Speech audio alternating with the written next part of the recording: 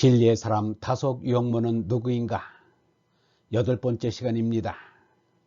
사는 모습 한번 보고 싶어, 사는 모습 한번 보고 싶어 라는 제목으로 말씀드리겠습니다. 인류사가 열리고 예수의 말씀처럼 귀중한 말씀이 드뭅니다. 예수의 말씀은 예수의 말대로 예수 자신의 말이 아니고 하나님 아버지의 말씀이기 때문입니다. 유형문은 사람의 생각과 하느님의 말씀과의 관계에 대하여 말하기를 나를 통한 성령의 운동의 말씀이다. 성령은 내 마음속에 바람과 같이 불어온다. 내 생각에 하느님 아버지의 뜻을 실은 것이 말씀이다 라고 하였습니다.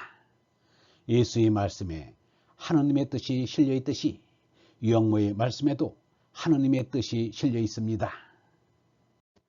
예수에게는 사람들이 밀물처럼 왔다가 썰물처럼 가버리곤 하자 예수가 제자들에게 너희도 가겠느냐고 묻자 베드로가 주님께서 영원한 생명을 주는 말씀을 가지셨는데 우리가 주님을 두고 누구를 찾아가겠습니까? 라고 하였습니다. 나는 언제라도 유형무의 강의에 참석할 수 있는 거리에 살아야겠다는 생각이 들었습니다. 그래서 서울 남쪽 교회에 자리를 잡게 되었습니다. 그런데 거기가 1961년부터 서울특별시로 편입이 되었습니다. 서울 시민은 되고 싶지 않아 안양 남쪽 변두리로 옮겼습니다. 이렇게 옮긴 것이 단사 5년 동안에 이루어진 일이었습니다. 5년 동안 유형무 스승에게 편지도 안 냈고 모임에도 나가지 않았습니다. 처음에는 젖대는 아기처럼 어려웠습니다. 정신적인 금단 현상이 일어났습니다. 그럴 때면 기도하고 집필하였습니다. 설상가상으로 아내가 위암으로 목불 인견의 오랜 투병 끝에 세상을 떠났습니다. 나의 믿음의 아성은 초토화되었습니다. 순임금이 들에서 일하다가도 하느님을 향하여 소리내어 울었다더니 이 사람이 20세기의 순이 되었습니다. 바디랑에서 논둑에서 일하면서 하염없이 울었습니다. 하느님 아버지, 저는 어찌하오리까 라며 소리치기도 하였습니다. 그런 가운데 새 시대의 신앙을 완성하였습니다. 이것은 대단한 저술이 아닙니다. 오직 나의 신앙 고백서입니다. 내가 나를 이기기 위해 기도하는 방편이었을 뿐입니다. 유형무가 이러한 말을 한 적이 있습니다. 좀 참혹한 얘기인지 모르나 사람이란 세상에서 최후의 불행이라 할 수 있는 호라비가 되어보아야 신앙을 알기 시작한다. 연애하고 결혼하고 자식 낳고 할 때는 하느님을 바로 알기 어렵다. 호라비가 된 뒤에 하느님을 믿으라는 말은 못할 말이지만 뼈아픈 고독 속에서 하느님을 만나게 된다. 이 말은 나를 두고 한 말인 것만 같았습니다.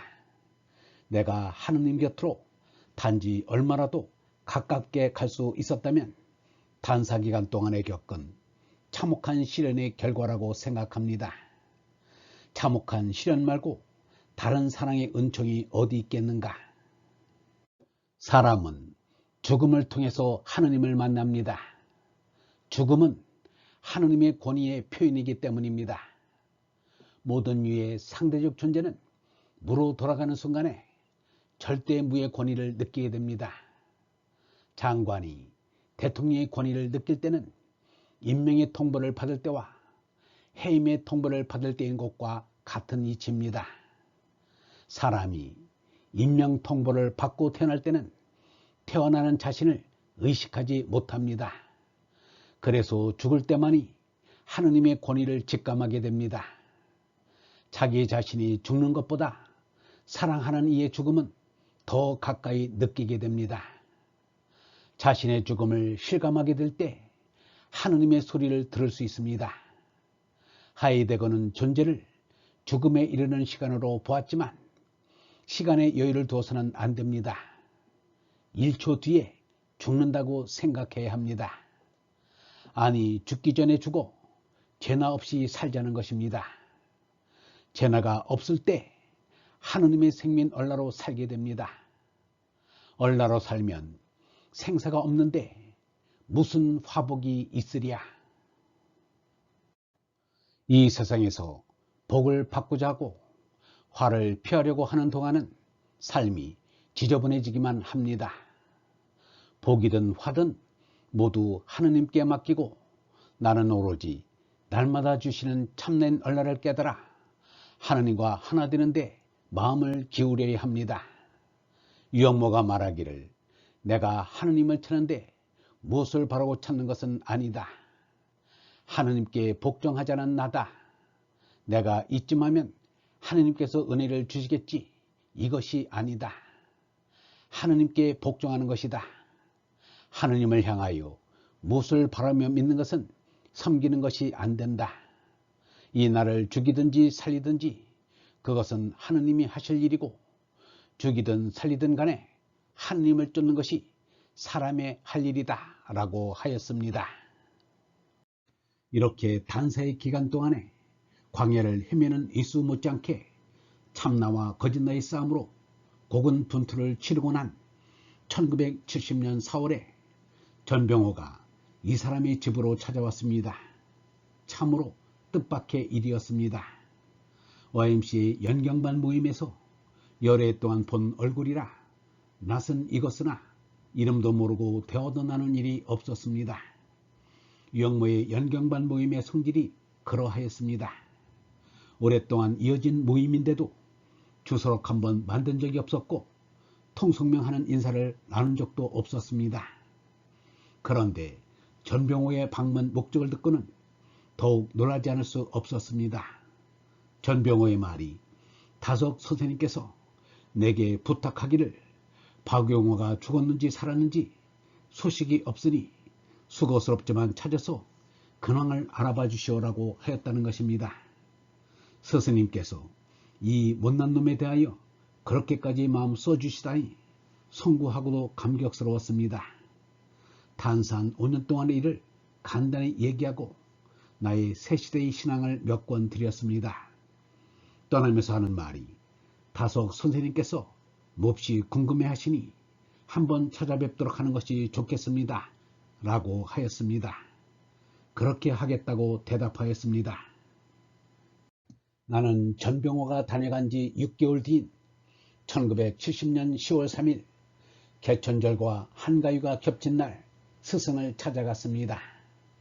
다시 찾은 구기동 스승님의 집은 연화벽에 전에 없었던 담쟁이 덩굴이 무성해 있었습니다. 5년 만에 현관 초인종을 누르는 나의 마음은 그야말로 감개무량하였습니다. 초인종 소리를 듣고 사모님이 나와서 반갑게 맞아주었습니다. 어머님은 평안하시냐고 안부까지 물으면서 지금 선생님께서 냉수 마취를 하고 있으니 방에 들어가 있으라고 하였습니다. 장남이 미국으로 이민을 간 뒤에 그 방을 쓰시고 계시는 것 같았습니다. 얼마 뒤에 추석이 되어서 새 옷을 드렸는지 새 무명 바지 저고리를 갈아입은 모습으로 나타나셨습니다. 사람과 이름을 기억하고 계시니까 사람을 시켜서 나를 찾아보게 하였겠지만 5년 동안이나 못 뵈었으니까 얼굴을 잊을 수도 있겠다 싶어서 고개 숙여 인사를 하면서 박용호라고 이름을 대었습니다. 그러자 스승님은 알고 있다면서 웃으셨습니다. 그런데 웃으시는 입안에 이가 하나도 안 보였습니다. 5년 전에는 아래 윗니가 몇 개 남아 있었습니다. 그런데 지금은 갓난 아기의 입안처럼 이가 없었습니다. 나이에 이가 들어가고 연치에 치자를 넣는 까닭을 알 것만 같았습니다. 이미 80살이 되었으니 이가 빠질 때도 된 것입니다. 뒤에 안 일이지만 아들이 의치를 하도록 권하여도 내가 어머님께 의치를 못해드렸는데 내가 어찌 의치를 하겠느냐. 옛말에도 이 없으면 잇몸으로 산다는 속담이 있지 않느냐라고 하면서 의치하기를 사양하였다는 것입니다. 나는 죽음을 향해 달려가고 있는 스승의 몸속에 오고 감이 없는 얼라를 보려고 하였습니다.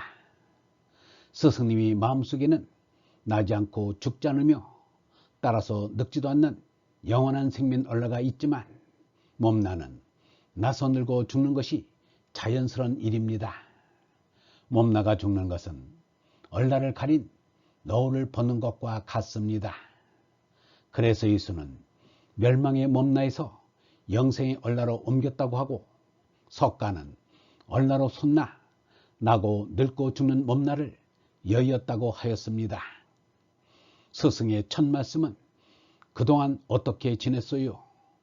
나는 은혜라는 말을 쓰기 싫어서 은혜 대신 힘입으라고 하기를 좋아하는데 앞으로 우로부터 힘입어 사시오 라고 하였습니다. 만남의 인사가 헤어짐의 인사와 같았습니다. 자신이 늙어서 이번 만남이 마지막이 될지도 모른다는 생각과 박용호가 그동안에도 안 왔으니 또 오겠느냐는 생각으로 한 말이었을 것입니다. 91살에 돌아갔는데 돌아가기 2년 전부터 기억 상실증이 나타나 유언이라고 남긴 말은 없습니다. 기억 상실증만 아니었으면 마하트마 간디가 총탄을 맞고 쓰러지면서 오 하느님이라는 유언을 남겼고 톨스토이가 급성 폐렴으로 숨지면서 나는 하느님을 지성으로 사랑한다는 유언을 남겼듯이 하느님을 사랑한다는 유언을 남겼을 것입니다. 기억상실증에 있으면서도 하느님 아버지를 잊지 않고 하루에도 몇 차례씩 불렀습니다. 1956년 4월 26일에 이미 죽은 유영무에게 새삼스레 무슨 유언이 필요하겠는가. 그런데 나 개인으로는 그날에 우로부터 힘입어 사시오가 유언으로 들립니다. 이 말은 하느님으로부터 성령을 잘 받아서 짐승인 죄나로 살지 말고 하느님의 아들인 얼나로 살며 하느님을 뚜렷하게 세상 사람들에게 증거하란 말입니다. 한마디 그냥 던지는 말인데도 그 함축된 뜻이란 모든 경전을 압축한 것과 같습니다. 1970년 11월에 전병호가 다시 이 사람을 찾아와서 전하기를 다속 선생님께서 박 선생이 사는 모습을 보러 오시겠다고 하였다는 것입니다. 80살이 넘으신 스승께서 교통이 불편한 이곳 시골까지 어떻게 오시겠느냐고 하자 아직 이곳에 오는 정도는 괜찮다고 하였습니다. 1970년 12월 6일 의왕시 고촌이라는 곳으로 마종을 나갔습니다. 스승님은 이 사람의 집까지 10리길을 걸어서 왔습니다. 여느 때는 고무신을 신으시는데 겨울이고 손님으로 오신다고 그러했는지는 모르지만 한복에 겨울 두루마기를 입으시고 구두를 신고 오셨습니다. 방 안에 들어와서는 윗목에 무릎을 꿇고 앉았습니다. 그때만 하여도 땔감으로 난방을 하던 때라서 윗목은 찼습니다. 아랫목 낮은 데보다는 윗목 높은 데가 좋다고 하였습니다. YMCA 연경반에 나오실 때 들고 다니시는 천으로 만든 손가방에서 일기장을 꺼내놓고 스승이 전 한시를 풀이해 주었습니다. 번역해 놓은 게 드문데 이 한시는 직접 번역해 놓았습니다. 양언선 양하의 절대성문 시봉자 항순연기 신앙의 중중인자 독생자 어곡생의 회암에 꼭대기아바 미신아드님 돌고 도시는 습님빛 울럼 덮친 새끼들 나신 아들 뵙 억적 캄캄 금음개는 생화. 그날의 하신 말씀 가운데 잊히지 않는 것은 단군 할아버지에 대한 말씀이었습니다. 물론 내가 박씨라서 나온 소리입니다. 박씨는 단군의 후손이라고 하였습니다. 등걸이란 순 우리말을 한자로 사음한 것을 단군이라 썼는데 등걸박, 둥글박이라야 한다고 하였습니다. 그래서 자기네 조상 제사 지내는 집을 단굴집이라고 부른다고 말하였습니다. 단굴집이 등걸집이라고 하였습니다. 또 평안도에서는 할아버지를 할아버지라고 부르지 않고 큰아버지라 부른다고 하였습니다. 큰아버지는 큰아버지를 하지 않고 삼촌이라고 한다는 것입니다. 백부숙부란 말도 없다고 하였습니다. 평안도에서는 할아버지가 하느님 아버지라는 뜻과 같다고 하였습니다. 할아버지가 그대로 하느님을 뜻하는 말이라고 하였습니다. 스승 유영모는 뒷동산에 있는 아내의 무덤을 돌아보겠다고 하였습니다. 무덤 앞에는 아내가 봉직하던 안양 여중고 학생들이 세운 묘비가 서 있었습니다. 스승님은 묘비를 자세히 살펴보셨습니다. 그런데 묘자 밑에 돌무늬로 이루어진 점이 찍혀 묘자로 보이셨던 모양입니다. 아내의 성이 오씨인데 꼭 한자 오자로 보였던 것입니다. 스승 유영모는 참 묘하구나 라고 하면서 묘자를 읽었습니다. 스승 유영모의 지적인 순발력은 대단하였습니다. 유영모 스승은 영적인 심오성과 지적인 순발력과 학적인 넓음을 고루 갖춘 이라고 할 수 있습니다. 뒷동산의 정상에서 군포 산본지구 일대가 굽어 보이자 무등산에서 내려다본 빛고일이 생각난다고 하였습니다. 유영모 스승은 무덤에 대하여는 절이나 묵도도 하지 않았습니다. 거저 산 사람을 찾아와 만나고 가는 듯 하였습니다. 스승 유영모가 이 사람의 집을 찾아온 것은 신앙적인 자세에 대한 신임을 보이는 것과 농사며 사는 데 대한 격려와 상배한 데 대한 위로가 겹쳐진 것이라 생각됩니다. 유영모 스승이 이 세상에서 32,000날을 사셨는데 1970년 12월 6일만은 이 사람만을 위하여 보낸 셈이 되었습니다. 하루의 생명을 내가 빼앗은 것만 같아 송구하기만 하였습니다. 다속일지를 연구하다가 스승 유영모가 그날의 일기에 이 사람의 집을 다녀왔다는 표시로 이 사람 아들의 이름과 생일을 적어 놓은 것을 보게 되었습니다. 유영모 스승은 그 생각이 광대하기를 허공을 내 맘에 담으면서 또 세심하기가 빈틈이 없었습니다. 얼번 여러분, 사람은 죽음을 똑바로 직시할 때 하느님을 만날 수 있습니다. 하느님은 죽음과 삶을 거느리는 임자이기 때문입니다. 삶 위에 죽음이 있다는 것은 하느님의 생명이 작용하고 있다는 증거입니다. 모든 있음의 상대적 존재는 없음의 절대적 존재로 돌아가는 순간에 절대의 생명과 사랑과 권능을 느끼게 됩니다. 영성신학원 다속 아카데미의 하늘소리였습니다.